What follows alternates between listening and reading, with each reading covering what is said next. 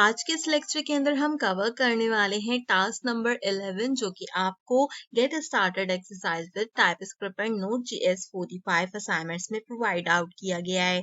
अब तक आपने जरूर मेरे चैनल से चेकआउट कर लिए होंगे स्टार्टिंग के हमारे टास्क, जिसमें मैंने सबसे पहले वीडियो प्रोवाइड आउट की थी 1 to 6 टास्क की। तो अगर आपने ये वीडियो चेकआउट नहीं करी तो इसको चेकआउट करके 1 to 6 टास्क कंप्लीट कीजिए। एंड देन मैंने 7 to 10 टास्क की वीडियो भी अपलोड आउट कर दी है, आप इसे भी चेकआउट कर सकते हैं। आज हम अपना 11 टास्क करने जा रहे हैं, बट उससे पहले हमें सबसे पहला काम क्या करना है। आज मैं आपको टाइपस्क्रिप्ट प्लेग्राउंड के ऊपर नहीं बताऊंगी कि असाइनमेंट किस तरीके से करना है, मैं आपको विजुअल स्टूडियो कोड में बताने वाली हूँ कि हमने असाइनमेंट किस तरीके से बनाना है। तो सबसे पहले वो फोल्डर ओपन अप कर लीजिए जहां पर आप जो है अपने प्रोग्राम्स को क्रिएट कर रहे हैं। मैं स्टूडेंट्स प्रोजेक्ट क्रिएट आउट कर रही हूँ अपने जिस भी ड्राइव में मैंने उसको ओपन अप कर रखा है।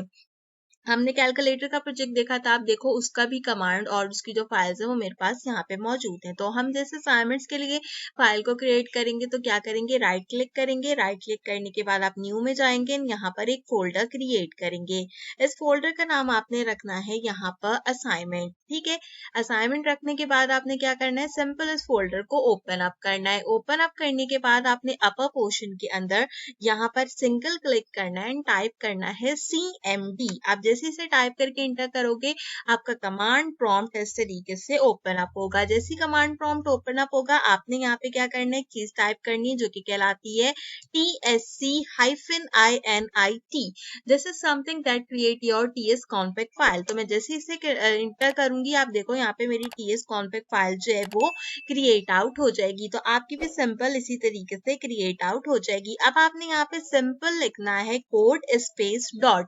अब जैसे ही कोड स्पेस डॉट लिखोगे हमारा विजुअल स्टूडियो कोड यहाँ पर ओपन अप हो जाएगा। तो आप देख सकते हो कि बैकग्राउंड में मेरा visual studio code open up हो गया है। तो आपने भी सिंपल इस तरीके से ही हमेशा अपने हर एक टाइपस्क्रिप्ट के प्रोग्राम को क्रिएट करना है। तो देखो TS कॉन्फिग की फाइल यहाँ पर ऑलरेडी बन गई है। अब हम यहाँ से क्या करेंगे, एक न्यू फाइल बनाएंगे। इस न्यू फाइल का मैं एक नाम दूंगी main.ts। ये जो इंटरफेस नजर आ रहा है इसलिए नजर आ रहा है कि मैंने TS कॉन्फिग की फाइल पे क्लिक कर दिया था।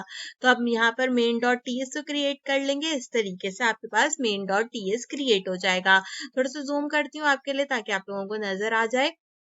सबसे पहले काम क्या करोगे, कमेंट्स करोगे, यहाँ पर लिखोगे असाइनमेंट सोल्यूशन, ठीक है। असाइनमेंट जो है सोल्यूशन हम जो है वो टाइप कर लेंगे यहाँ पर सबसे पहले कमेंट के अंदर ताकि हमें पता हो। इसके बाद आपने क्या करना है, जैसे आज हम टास्क 11 कर रहे हैं ना, तो सिंपल अच्छा मेरे पास ओपन अप करने में बहुत सारी चीजें ओपन अप होने लग जाती हैं। तो आपने सिंपल क्या करना है, अगेन कॉमेंट्स को प्रोवाइड आउट करना है। कॉमेंट्स प्रोवाइड आउट करने के बाद आप यहाँ पर लिख लो टास्क 11, ठीक है। मैंने यहाँ पे टास्क 11 को टाइप आउट कर लिया। अब हम क्या करते हैं, अपना टास्क देखते हैं और इसका सोल्यूशन मैं आपको बताती हूँ। हमारा टास्क नंबर 11 होगा यहाँ पे name store the number of few of your friends in an array called name. आपने एक एरे बनाना है जिसका नाम आपने नेम्स रखना है और आपने क्या करना है, प्रिंट करना है ईच पर्सन का नेम असाइन करके एलिमेंट्स को लिस्ट के अंदर एट ए टाइम एक, यानी कि एट ए टाइम एक नाम जो है वो प्रिंट होना चाहिए लिस्ट के फॉर्मेट के लिए। अच्छा एरेज के बारे में आपको बता दूं, ये वैसे ही वर्क करते हैं जिससे हमारे पास वेरिएबल्स वर्क करते हैं।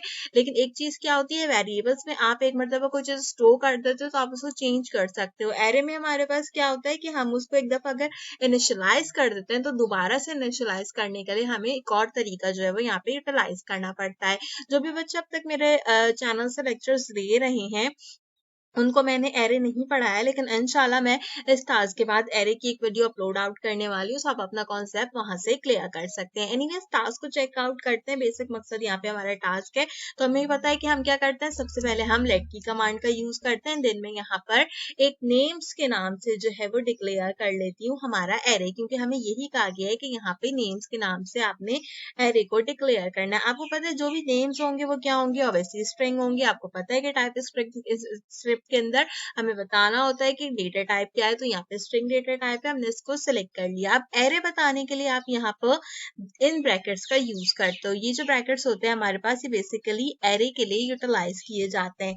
इनको यूटिलाइज करके हम एरेज को डिफाइन करते हैं। आगे आप इक्वल टू लगाएंगे एंड अगेन ये ब्रैकेट्स जो है वो यहाँ पर डिक्लेयर करेंगे। आप इनको जो है वो अपने अकॉर्डिंगली कह सकते हो, जो भी ब्रैकेट्स आप इनको कहना चाहो। अब क्योंकि हमने स्ट्रिंग देना है तो स्ट्रिंग के अंदर बेसिकली इसने हमें क्या कहा था, अगर हम अपने प्रोग्राम में गौर करें तो इसने हमें कहा था कि आपने पर्सन नेम्स देने, तो हम 2-3 पर्सन नेम्स जो है वो यहाँ पे डिक्लेयर कर लेते हैं। स्ट्रिंग्स हमेशा जो है वो आपके पास इस तरीके से डिक्लेयर की जाती हैं, तो आपने सिंपल इस तरीके से जो है वो इनको डिक्लेयर कर लेना है। तो मैंने यहाँ पर 1-2 नाम जो है वो डिक्लेयर्ड आउट कर दिए। आप अपने अकॉर्डिंगली जो भी नाम चाहे उनको डिक्लेयर कर सकते हैं। एक नाम और हम यहाँ पे डिक्लेयर कर लेते हैं हमजा का, या फिर हम ऐसा करते हैं मुजम्मिल का नाम जो है वो यहाँ पे डिक्लेयर कर लेते हैं। तो ये वो 4 नाम थे जो कि मैंने यहाँ पे क्या किए, डिक्लेयर कर लिया। अब क्योंकि मैंने जो भी चीज यहाँ पर डिक्लेयर्ड आउट की है उसको मैं प्रिंट कराऊंगी, तो मैं क्या करूंगी, सिंपल console.log का यूज करूंगी। console.log का यूज करके हम क्या करते हैं, यहाँ पर हम सबसे पहले जो है वो डिक्लेयर करेंगे क्या चीज, अपने नेम्स को। हाँ, क्योंकि हमें नेम्स प्रिंट कराने तो हमने नेम्स को डिक्लेयर कर दिया। अब देखो यहाँ पर 2 चीजें इस टास्क में समझने की। अगर तो मैं सिंपल नेम्स कर कर इसको डिक्लेयर करूंगी ना, तो हम इसका आउटपुट चेकआउट करते हैं, मे बी ये एरर भी प्रोवाइड आउट करे। खैर हम यहाँ पे जाते हैं, टर्मिनल में जाते हैं, न्यू टर्मिनल में आते हैं।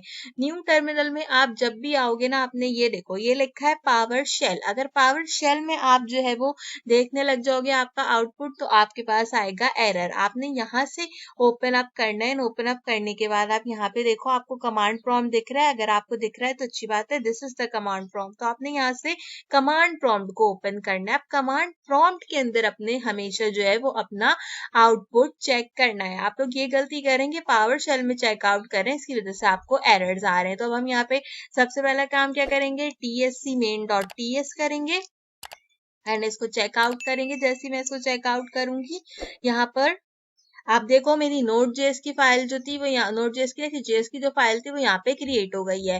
ठीक है, अब मुझे यहाँ पे क्या करना होगा, अब मुझे यहाँ पे करना है नोट मेन डॉट जेएस। ठीक है, मैं जैसे इसको यहाँ पे इंटर आउट करूंगी, ये यहाँ पे कोई भी वर्किंग नहीं करेगा। तो ये कोई भी वर्किंग क्यों नहीं करेगा, क्योंकि मैंने अभी आगे कोई भी कमांड जो है वो प्रोवाइड आउट नहीं की थी। ठीक है, क्योंकि मैंने बताया ही नहीं था कि अभी नेम्स के आगे करना क्या है कंसोल लॉग के अंदर प्रिंट। ठीक है, तो अब हम कंसोल लॉग के अंदर एरेज को प्रिंट कराएंगे, जिसके लिए हम क्या करेंगे, सिंपल नेम्स में आएंगे। नेम्स पे आने के बाद अगेन ब्रैकेट्स का यूज करेंगे एंड इसमें कुछ इस तरीके से हम जो है वो डिक्लेरेशंस को प्रोवाइड आउट करेंगे। अब अगर मैं जो हूँ यहाँ पर इस प्रोग्राम को रन करूँ, मैं जो हूँ इसको सबसे पहले तो कंट्रोल एस करते हैं, हम यहाँ से कंट्रोल एस भी कर सकते हैं, और आप फाइल में जाके सेव कीजिए ताकि आपका देखें मेन जो जेएस है ना इसके अंदर आ जाए, आपकी जो है ये कन्वर्ट होके।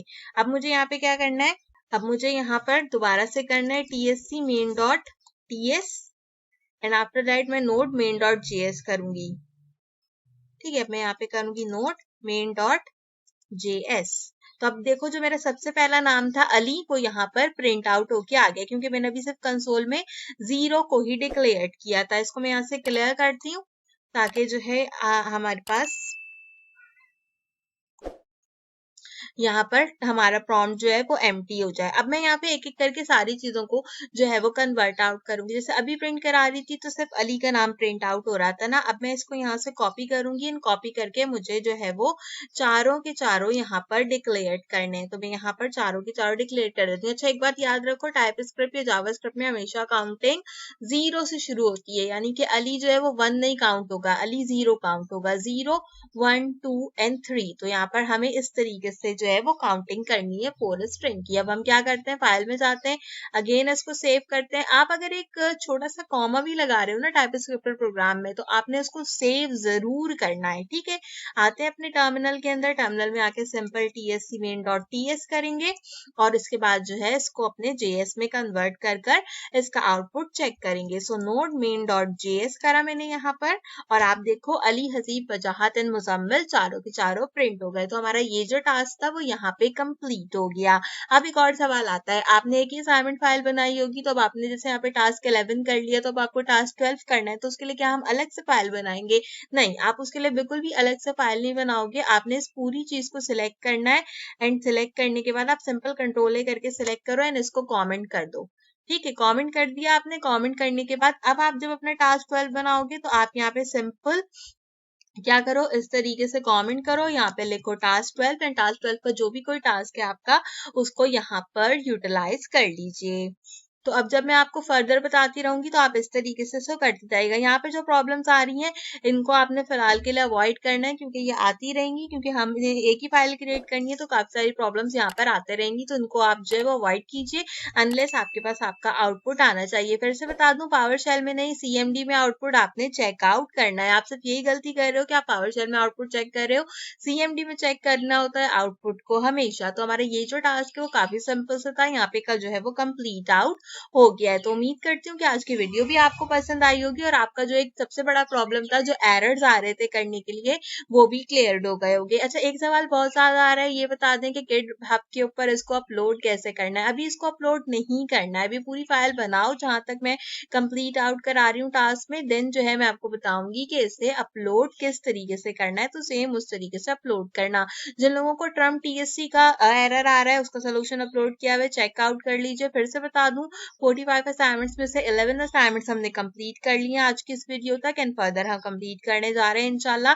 तो मेक श्योर कीजिए कि आप मेरे चैनल को जरूर फॉलो अप कीजिए। अगर पहली बार आए हैं सब्सक्राइब कर दीजिए, बेल आइकन के बटन कॉल पर प्रेस कीजिए। कंप्लीटली फ्री और इससे आपको मेरे आने वाले हर वीडियो का नोटिफिकेशन टाइम से मिलता रहेगा। साथ ही साथ अगर आपने अब तक वीडियो को लाइक नहीं किया तो जल्दी से लाइक कर दीजिए। जितने भी बच्चे आईटी कोर्स से रिलेटेड है उनके साथ ये असाइनमेंट शेयर आउट कीजिए, ताकि वो आसानी से अपने इन सारे के सारे असाइनमेंट्स को कंप्लीट करें। और अगर कोई ऑनलाइन वाला स्टूडेंट ये वीडियोस चेक कर रहा है तो आप भी इन असाइनमेंट्स को लाजमी बनाकर रखिए। तो आज की वीडियो के लिए बस इतना ही।